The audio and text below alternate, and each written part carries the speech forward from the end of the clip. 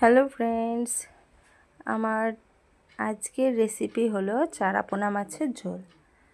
তো তোমাদের যদি এই রেসিপিটা ভালো লাগে তো চ্যানেলটা অবশ্যই সাবস্ক্রাইব করে দিও। এই রান্নাটা খুবই সিম্পল সাদামাটা রান্না। তো প্রথমেই আমি চারাপোনা মাছগুলো ধুয়ে নিয়ে চলে এসেছি। তার মধ্যে দিয়ে দিচ্ছি লবণ আর হলুদ, ভালো করে মাখিয়ে নেব। তারপর একটু কড়াই বসিয়ে দেবো, কড়াইয়ে দিয়ে দেবো পরিমাণ মতো তেল। এবার তেলটা ভালো করে গরম হতে দিতে হবে। তেলটা গরম হয়ে গেলে একে একে মাছগুলোকে তেলের মধ্যে ছেড়ে দেবো, দিয়ে ভালো করে একটু লালচে ভাব করে ভেজে নেব।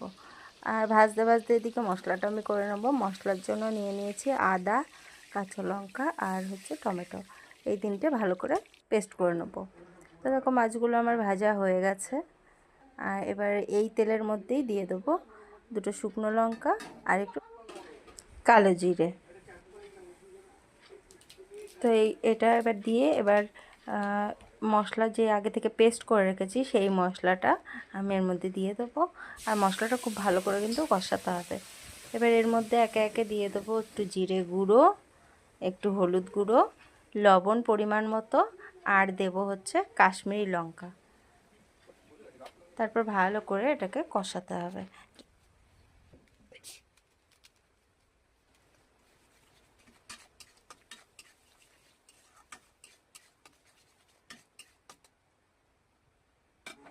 কষানো হয়ে গেলে এর মধ্যে দিয়ে দেবো পরিমাণ মতো জল। এবার ঝোলটাকে ফুটতে দিতে হবে।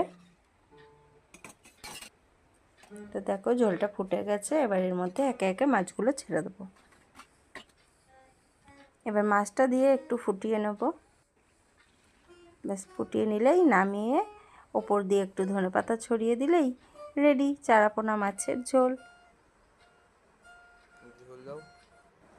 তারপর গরম ভাতের সাথে চারাপোনা মাছের ঝোল আর সাথে স্যালাড আর গন্ধরাজ লেবু, আর কি